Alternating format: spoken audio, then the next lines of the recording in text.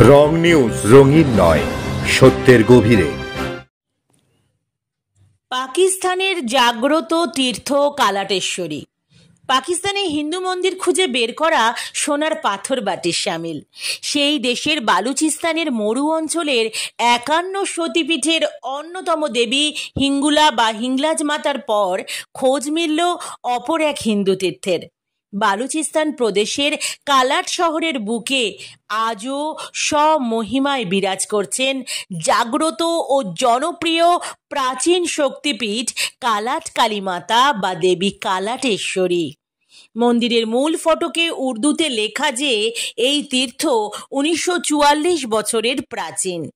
অনুমান তৎকালীন কোনো শক্তিধর তন্ত্র সাধক এই কালীকে এখানে প্রতিষ্ঠা করেন। সৈয়দ ওয়াহিদুল আমির আলী খাঁ, মোহাম্মদ রশিদ দোস্তামের মতো স্থানীয়দের বক্তব্য, কালাটেশ্বরী অত্যন্ত জাগ্রত এক দেবী। স্থানীয় সূত্রের দাবি, দেবীর মহিমার কাছে হার মেনেছে বিচ্ছিন্নতাবাদী শক্তি। মন্দির কিছুমাত্র ক্ষতিগ্রস্ত করতে সক্রিয়দের অপঘাতে মৃত্যু হয়েছে বলে জানিয়েছেন স্থানীয়রা।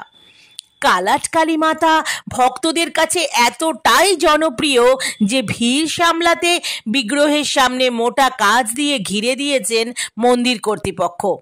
দেবীর এখানে দশভুজা রূপ।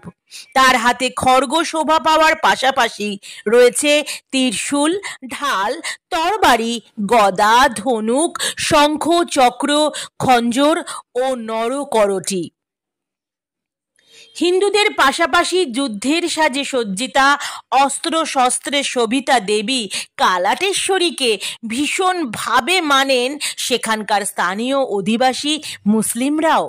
মূলত মুসলিমদের পৃষ্ঠপোষকতায় শ্রম রমিয়ে চলছে মহাকাল শিবের বুকে দণ্ডায়মান লৌল জিহবা, দশভুজা, গলায় আসল নরমুণ্ডের মালা সহ 20 ফুট উঁচু মূর্তির নীল বর্ণা দেবী কালাটেশ্বরীর পুজো।